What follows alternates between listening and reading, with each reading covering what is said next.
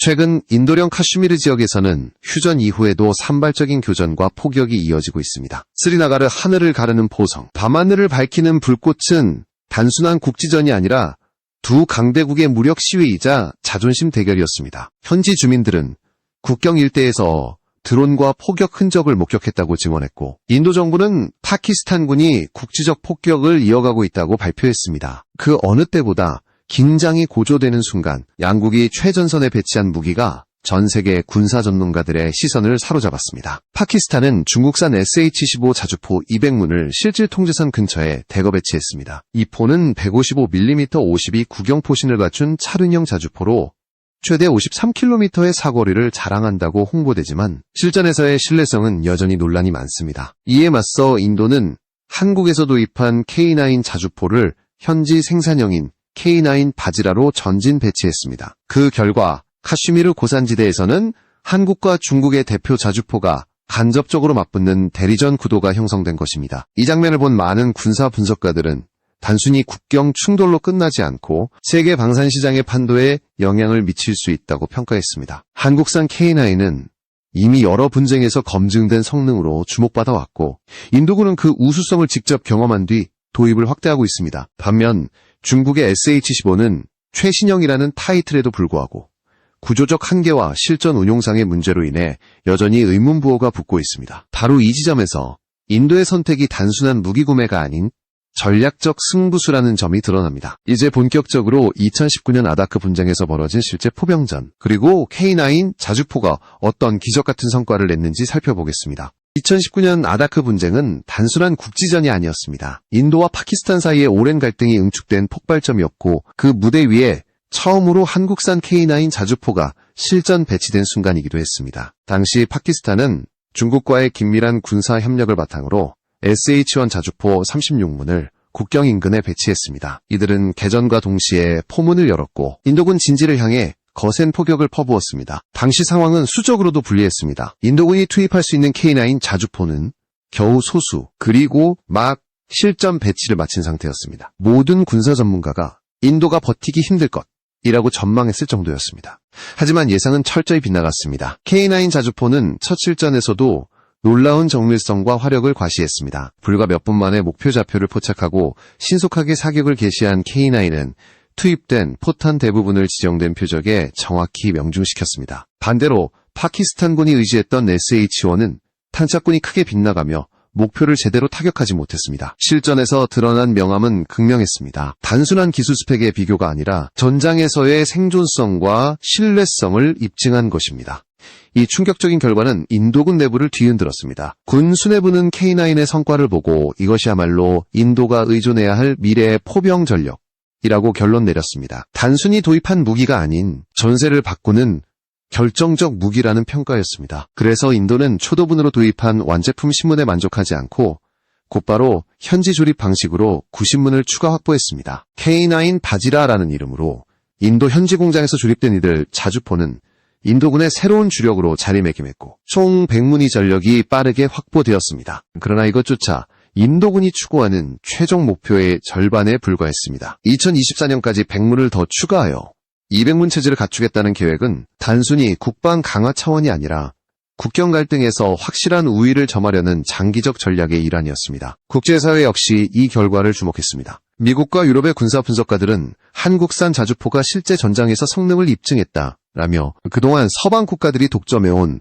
고성능 자주포 시장에 새로운 강자가 등장했다고 평가했습니다. 반면 중국과 파키스탄 입장에서는 뼈아픈 굴욕이었습니다. 수적 우위에도 불구하고 한국산 K9에 완패했다는 사실은 전력 균형을 뒤흔드는 치명적 사건이었기 때문입니다. 중국 언론들은 패배의 원인을 축소하거나 변명하기 바빴고 파키스탄군은 구형 SH-1이었기 때문에 발생한 불운이라며 스스로를 위로할 수밖에 없었습니다. 그러나 파키스탄은 여기서 멈추지 않았습니다. 2019년의 참패를 반드시 만회해야 했습니다. 그래서 선택한 무기가 바로 SH-1의 개량형, 즉 중국산 SH-15였습니다. 총 236문이라는 압도적인 수량을 도입하며 이번에는 양적 우위로 승부를 걸겠다는 의지를 드러냈습니다. SH-15는 나토 표준탄을 사용할 수 있고 디지털 사격 통제 장치도 탑재했다고 선전했지만 전문가들은 외형만 최신형일 뿐 근본적인 구조적 한계를 벗어나지 못했다 라고 분석했습니다. 결국 파키스탄이 SH-15를 들여왔음에도 불구하고 인도와 파키스탄의 자주포 경쟁은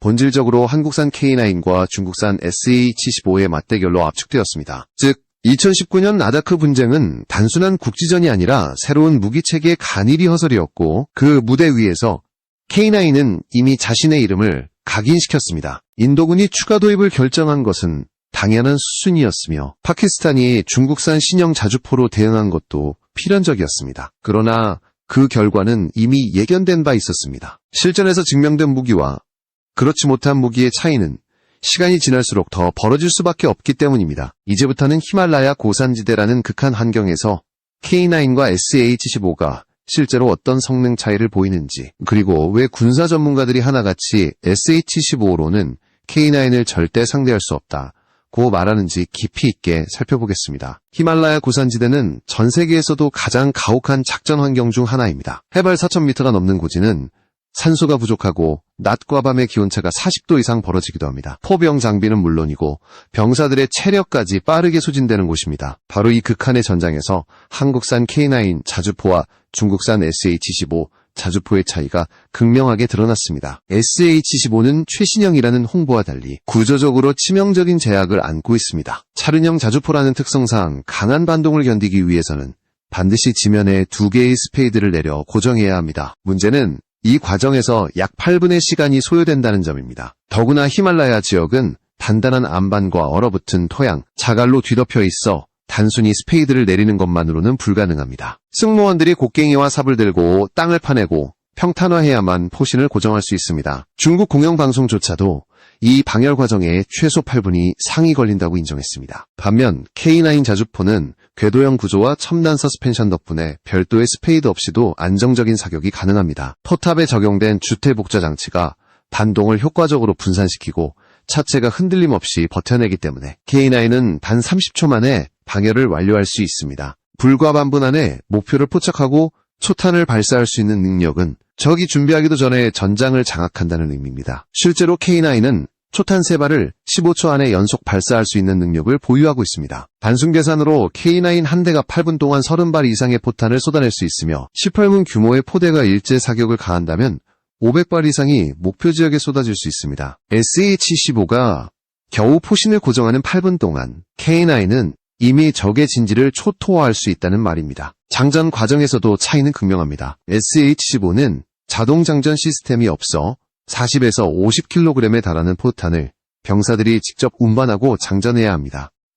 포탄을 나르고 포구에 삽입하고 신관을 조정하고 장약을 준비하는 일련의 과정은 최소 30초에서 1분이 걸립니다. 게다가 고산지대의 저산소 환경과 극심한 추위는 병사들의 체력을 급격히 소모시켜 장전 속도를 더 떨어뜨립니다. 반대로 K9은 반자동 장전 보조 장치를 통해 155mm 포탄을 10초 내외에 장전할 수 있습니다. 인력 의존도가 낮아 승무원의 피로가 덜하고 장시간 교전에서도 일정한 속도로 화력을 유지할 수 있습니다. 사격 통제 시스템 역시 승부를 갈랐습니다. SH-15는 일부 디지털화가 이루어졌다고 하지만 여전히 많은 부분이 수동입니다. 표적 데이터 입력, 사격 각도 조정, 발사 계산의 상당 부분이 승무원의 손에 의존합니다. 반면 K9은 한국 국방과학연구소가 개발한 첨단 사격 통제 시스템을 탑재해 표적 데이터를 자동 계산하고 5초 내에 포탑을 정밀하게 조종할 수 있습니다. GPS 기반 항법 장치와 기상 보정 기능이 통합되어 있어 고지대 특유의 바람과 기온차까지 반영해 정확도를 극대화합니다. 더 큰 문제는 생존성입니다. SH-15는 차륜형 구조라 방어력이 취약합니다. 병사들이 외부에 노출된 상태에서 포탄과 장약을 나르는 장면이 자주 포착되었는데 이는 적의 소규모 공습이나 드론 공격에도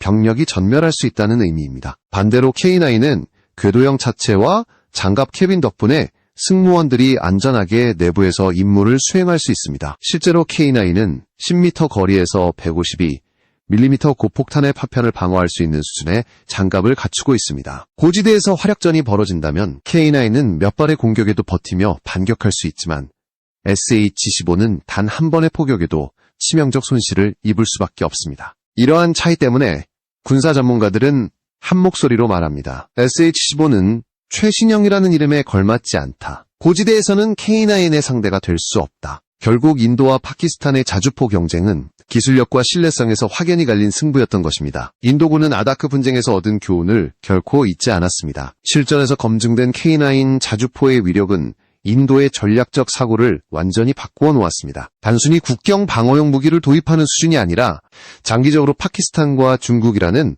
두 핵심 라이벌을 동시에 견제할 수 있는 확실한 카드로 자리 잡은 것입니다. 그래서 인도는 초도분으로 확보한 100문에서 멈추지 않고 2024년까지 200문 체제를 완성하는 목표를 세웠습니다. 이는 단순한 숫자의 확대가 아닙니다. 인도군은 K9을 전력의 중추로 삼아 향후 전면전 시 포병 화력의 주력으로 활용하겠다는 의지를 드러낸 것입니다. 나아가 현지 생산 라인을 더욱 확대해 장기적으로는 K9 바지라의 추가 양산까지 고려하고 있습니다. 인도가 K9을 전략적 게임 체인저로 확신하고 있다는 점을 보여주는 대목입니다. 반면 파키스탄과 중국은 긴장할 수밖에 없었습니다. 파키스탄은 2019년 참패 이후 중국산 SH-15 자주포를 236문이나 도입했지만 여전히 K9과의 기술 격차를 극복하지 못했습니다. 수적으로는 우세를 확보했지만 실전에서의 성능과 생존성은 K9에 한참 뒤처진다는 사실이 전문가들의 분석으로 드러났기 때문입니다. 결국 파키스탄은 양적 팽창에 의존하는 전략을 선택했지만 이는 장기적으로 유지하기 어려운 방식이었습니다. 중국의 입장은 더욱 복잡했습니다. 중국은 SH-15가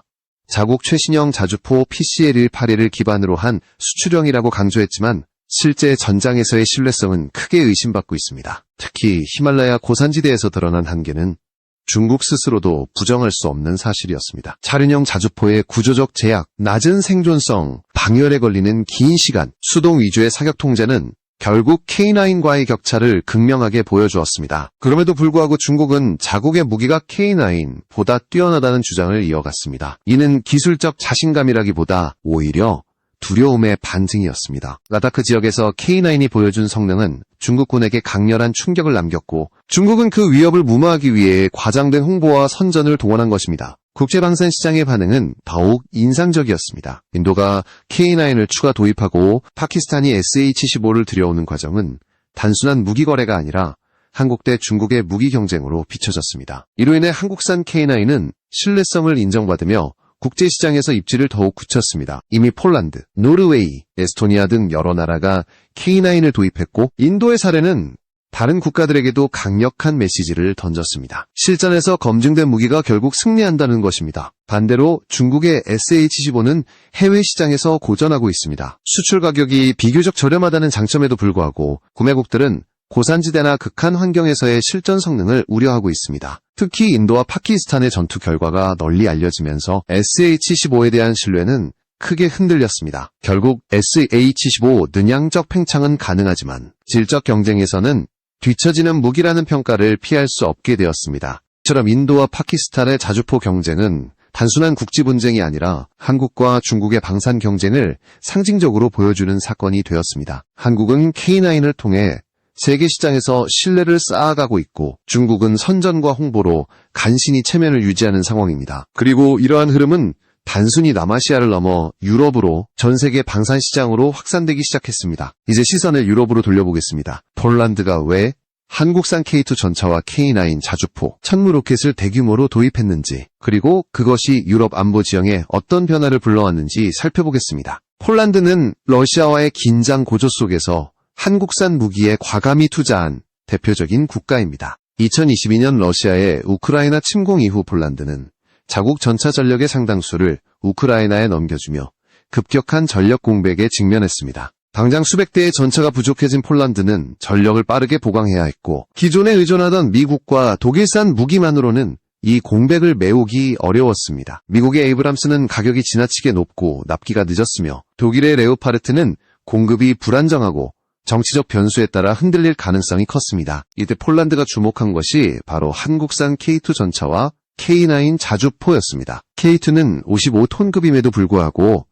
강력한 화력과 기동성을 동시에 확보한 전차로 유럽의 주요 전차와 어깨를 나란히 하거나 오히려 뛰어넘는 성능을 보여주었습니다. K9 자주포 역시 이미 인도와 노르웨이, 에스토니아 등에서 실전성과 신뢰성을 입증한 무기였습니다. 폴란드는 단순히 무기를 수입하는 데 그치지 않고 한국과의 협력을 통해 KPL이라는 현지 조립형 전차를 생산하겠다는 계획을 세웠습니다. 이는 단순한 무기 구매가 아닌 기술 이전과 생산 라인을 포함한 전방위적 협력이었습니다. 실제로 폴란드 도심을 가로지르는 대규모 군사 퍼레이드에서 K2 전차와 K9 자주포 그리고 천무 로켓이 일제히 등장한 장면은 유럽 전체에 강렬한 메시지를 던졌습니다. 폴란드는 이제 한국산 무기로 러시아에 맞서겠다는 결심을 굳혔다는 것이었습니다. 폴란드 국방부는 제16기계화사단을 한국산 무기로 재편해 동부 최전선을 지키고 있으며 칼링그라드와 직접 맞닿은 국경에서 한국산 무기가 러시아군을 견제하고 있습니다. 이 움직임은 독일과 프랑스를 당혹하게 만들었습니다. 유럽 전차 시장은 오랫동안 독일 레오파르트와 프랑스 르클레르가 주도해왔습니다. 그러나 폴란드가 한국산 K2를 도입하고 추가 계약까지 이어가면서 유럽 내 전차 전력의 중심축이 바뀌고 있습니다. 심지어 폴란드는 2차, 3차 계약을 통해 KPL 현지 생산 체제를 완성하고 장기적으로는 유럽 내 최대 전차 보유국으로 부상할 계획을 세우고 있습니다. 이는 단순히 폴란드만의 변화가 아니라 나토 전체의 힘의 균형을 뒤흔드는 중대한 사건이었습니다. 폴란드의 결정은 주변국에도 큰 파급 효과를 불러왔습니다. 슬로바키아, 체코, 발트 3국 등 러시아의 위협을 직접적으로 느끼는 국가들이 한국산 무기를 적극적으로 검토하기 시작했습니다. 특히 슬로바키아는 이미 KPL 도입 의향서를 체결하며 한국산 전차의 실전 성능을 확인하기 위해 훈련 현장까지 방문했습니다. 한국 무기의 확산은 더 이상 아시아에 국한되지 않고 유럽 대륙 전체로 빠르게 퍼지고 있는 것입니다. 이처럼 폴란드와 유럽의 사례는 단순히 좋은 무기를 선택했다는 차원이 아닙니다. 이는 한국산 무기가 글로벌 시장에서 서방과 대등하거나 그 이상이라는 평가를 받은 순간이었으며 동시에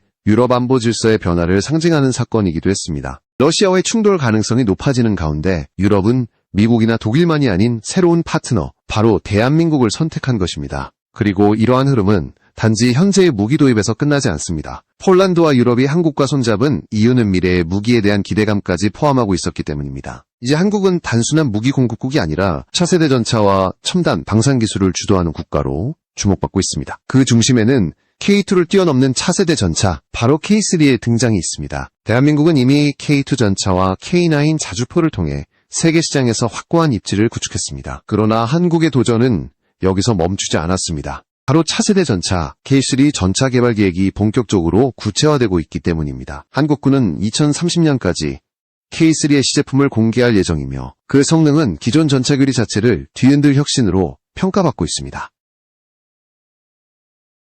K3의 가장 큰 변화는 화력입니다. 기존 K2 전차가 120mm 주포를 탑재해 이미 유럽 최강 전차들과 대등한 화력을 보유했지만 K3는 이를 넘어서는 130mm 독일 라인메탈이 개발한 130mm 포가 기존 120mm보다 50% 이상의 운동 에너지를 확보한 것처럼 한국 역시 유사한 성능 향상을 구현할 계획입니다. 이는 러시아 최신 전차는 물론 아직 개발 중인 서방의 차세대 전차까지 정면으로 압도할 수 있는 화력을 의미합니다. 무인 포탑 체계 역시 주목할 만한 혁신입니다. 지금까지 대부분의 전차는 전차장, 보수, 장전수가 포탑에 배치되어 있었지만 K3는 이들을 모두 차체 내부에 수용합니다. 그 결과 전차원들이 외부 위협에 노출되지 않고 포탑 크기를 줄여 탐지 위험까지 최소화할 수 있습니다. 동시에 자동 장전 장치의 효율성이 극대화되어 K3는 극한 상황에서도 압도적인 사격 속도를 유지할 수 있습니다. 방어력의 개념도 완전히 달라집니다. 과거에는 적의 공격을 맞아도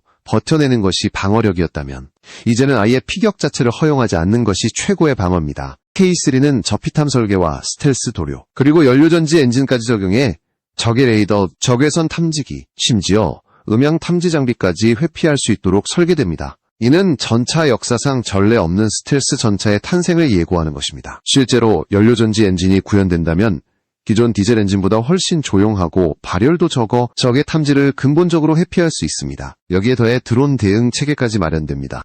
러시아 우크라이나 전쟁을 통해 드러난 것처럼 드론은 이제 전차의 최대 위협으로 부상했습니다. 그러나 K3는 수직 발사 미사일을 탑재해 드론이나 대전차 미사일까지 직접 격추할 수 있는 능력을 갖추게 됩니다. 이는 단순히 강한 전차가 아니라 전장 환경 자체를 선도하는 차세대 무기 플랫폼으로서의 성격을 보여줍니다. 이러한 K3의 등장은 단순히 한국군의 전력 강화에 그치지 않습니다. 이미 유럽과 아시아에서 한국산 무기의 신뢰도가 급격히 상승하고 있는 상황에서 K3는 한국을 전차 시장의 절대 강자로 만들 잠재력을 지니고 있습니다. 독일과 프랑스가 2030년대 이후를 목표로 유로 전차를 개발하고 있지만 한국은 같은 시기에 한 발 앞서 독자적인 차세대 전차를 선보일 준비를 하고 있습니다. 이는 국제 방산 질서에서 한국의 위상을 한층 더 높여줄 것입니다. 오늘 우리가 살펴본 인도와 파키스탄의 포병전, 중국과의 비교, 그리고 유럽에서의 확산 사례는 모두 하나의 결론으로 이어집니다. 바로 한국산 무기는 이미 세계 무기 시장의 중심에 섰다는 것입니다. K9 자주포는 히말라야에서 그 위력을 증명했고, K2 전차는 유럽에서 판도를 바꾸었으며 곧 등장할 K3 전차는 미래 전장의 개념 자체를 바꿀 것입니다. 대한민국이 만들어낸 첨단 무기, 그리고 그 기술력은 이제 전 세계 전장을 주도하는 새로운 기준이 될 것입니다. 가까운 미래에 한국산 전차와 자주포가 전 세계를 놀라게 할 그날을 기대해 주십시오.